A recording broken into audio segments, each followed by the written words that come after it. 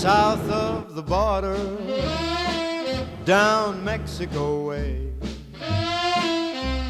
That's where I fell in love when the stars above came out to play. I approached the house, and the first thing that caught my attention was that where the wall meets the roof, which is flat, they have here, it's a thing called pecho de paloma, means pigeon breast rather, and it's a way of putting bricks, one brick next to the other. It was a beautiful border to the house. It gave it rather a classic air, and the chimneys are done in the same thing.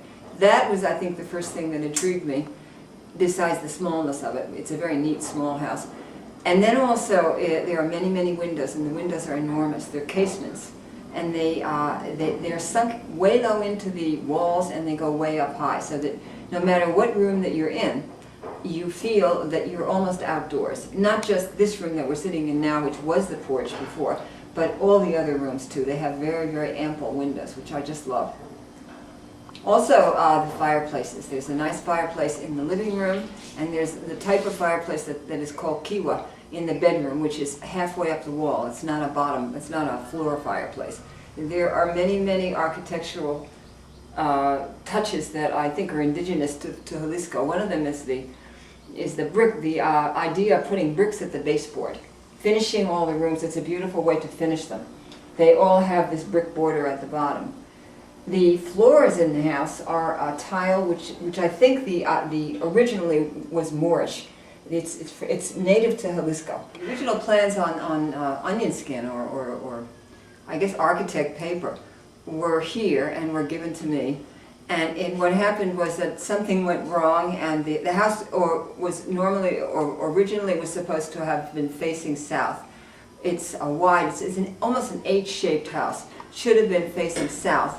But what happened was after everything was all finished, it was discovered that the plot of land on which the house had to stand was not wide enough. So that it was turned around, so that we really, to this day, it's hard to say which is the front door and which is the back, which is the side door.